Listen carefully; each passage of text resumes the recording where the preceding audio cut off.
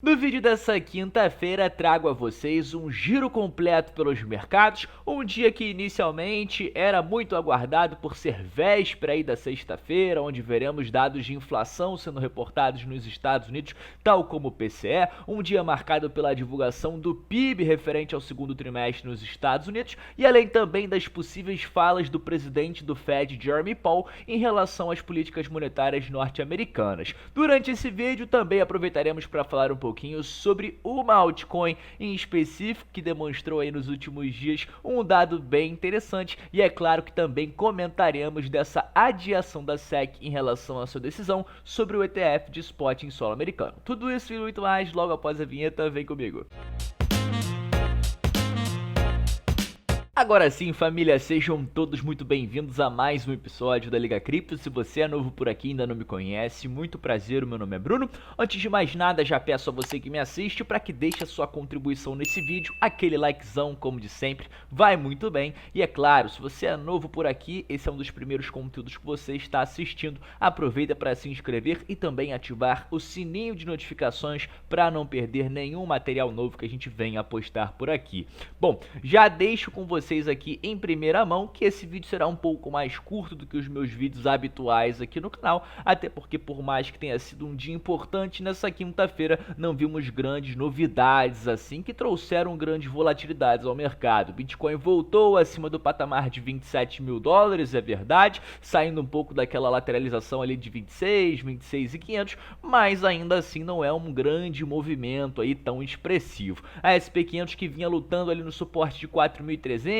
ameaçou perder esse suporte no início dessa semana, novamente hoje fechou negociada acima dos 4.300, trazendo um certo alívio aí para os investidores numa potencial continuação expressiva aí de queda do principal índice da Bolsa Americana. Mas saindo rapidamente desse resumo inicial que eu separei a vocês, a partir de agora falaremos um pouco sobre a agenda econômica, os principais dados econômicos reportados aí nessas últimas 24 horas. Hoje o dia foi marcado pela divulgação do dado de inflação ao consumidor na Alemanha logo pela manhã de forma preliminar. Vale lembrar que esse dado novamente será corrigido e divulgado daqui a alguns dias. No mensal não deixou a desejar, mas também não surpreendeu, veio aqui bem dentro das projeções e bem alinhado com o que foi divulgado também pela última vez. No anual, a gente consegue notar que o processo de desinflação continua a ocorrer lá na Europa e que inclusive esse dado ficou abaixo daquilo que vinha sendo projetado pelo mercado e bem abaixo também da última divulgação que ficou em 6,1.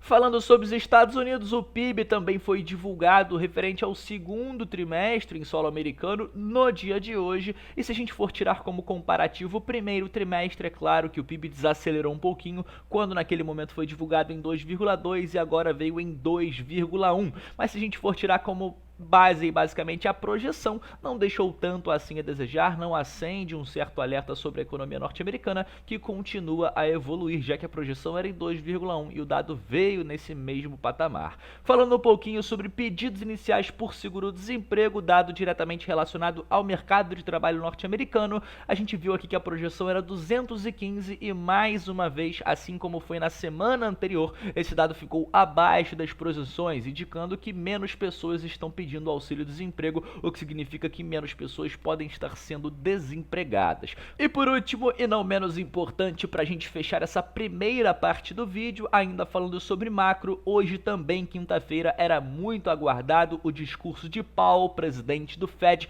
que estaria falando durante um evento nos Estados Unidos. Muito se esperava que ele poderia deixar algumas pistas em relação à política monetária, falar um pouco sobre a sua opinião, quem sabe até mesmo trazer algum tipo de oscilação aos mercados, tendo em vista as suas falas. Mas basicamente isso não ocorreu, como eu trago a notícia com vocês. Powell não comentou sobre política monetária em discurso preparado para evento sobre a educação. Então basicamente ele falou aí sobre a importância de educar os estudantes sobre economia, finanças e macroeconomia, mas nada direcionado à política monetária norte-americana, o que obviamente não trouxe nenhum tipo de volatilidade às principais bolsas norte-americanas. Então, obviamente o Bitcoin não se viu aí volátil pelo que foi falado pelo Jeremy Powell call no dia de hoje. Falando a partir de agora com vocês um pouquinho sobre o assunto de ETF Spot nos Estados Unidos, eu inclusive, por coincidência, falava com vocês nessa última terça-feira sobre a possibilidade de aprovação desse ETF, quando seriam as próximas datas que precisaríamos ficar de olho, né? Datas limite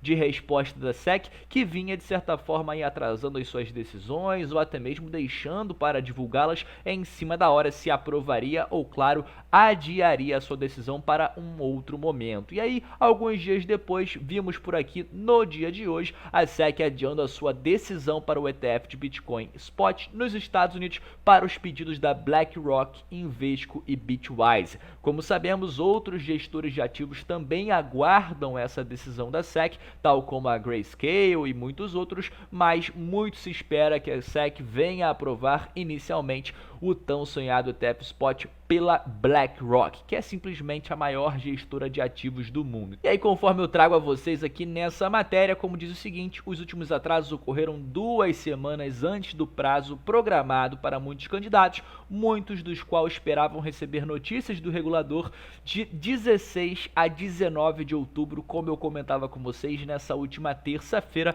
mas parece que a SEC já trouxe aí a sua decisão, pelo menos nesse primeiro momento, em adiar para o próximo prazo. E aí, como diz por aqui, o terceiro conjunto de prazos para as 7 empresas que já fizeram o pedido do ETF Spot é em meados de janeiro e que também, é claro, poderá ser adiado caso a SEC queira manter dessa forma a sua decisão. No entanto, a SEC terá que tomar uma decisão final até meados de março, que é quando eles terão o prazo final para aprovar ou reprovar o tão sonhado ETF Spot. Aí eu trago a vocês aqui os prazos. A gente tinha esses prazos aqui iniciais no início do mês de setembro, que foram adiados. A segunda deadline, que era para o meio do mês de outubro, como a gente comentava nessa última terça-feira, do dia 16 ao dia 19 ali mais ou menos, já foi adiado também. E agora muito se aguarda para o primeiro mês de 2024, ali meados de janeiro. Caso eles venham a adiar novamente, aí resta a gente aguardar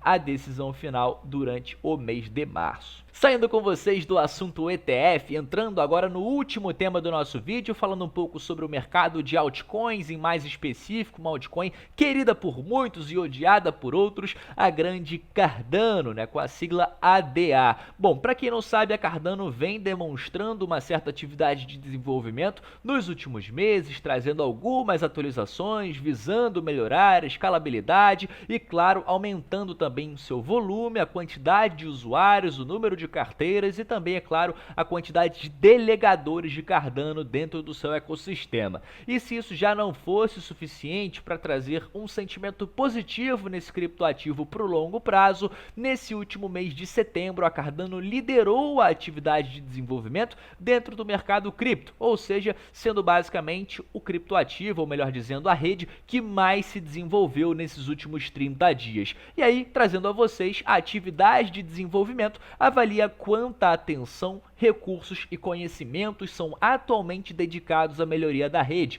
Quando uma rede blockchain oferece novos recursos, expande capacidade durante uma tendência de baixa de preços, que é o que vem acontecendo, né? A gente está num bear market, a Cardano não vem demonstrando todo esse desenvolvimento ao seu preço, ou seja, tudo isso não vem refletindo na ação de preço da Cardano positivamente, e sim negativamente, ela vem perdendo o preço nos últimos meses. Ela então reforça a confiança dos investidores em sua viabilidade no longo prazo. Há quem diga que a Cardano é a grande assassina da Ethereum, que a Cardano é o projeto para se investir para a próxima corrida de alta. A gente não sabe se isso é uma verdade ou não, mas eu, Bruno, particularmente não quero estar certo nem errado, quero apenas estar investido, quero apenas estar dentro desse trem para a próxima corrida de alta, já que é um dos principais criptoativos que vem demonstrando um desenvolvimento concreto dentro do seu ecossistema. Então, Cardano ganhando certos pontos aí com os seus investidores que visam o longo prazo. E dito isso, vamos fechando o nosso vídeo de hoje por aqui, agradecendo a você que ficou comigo até o final, novamente pedindo o seu like e a sua inscrição aqui no nosso canal, e eu encontro vocês numa próxima.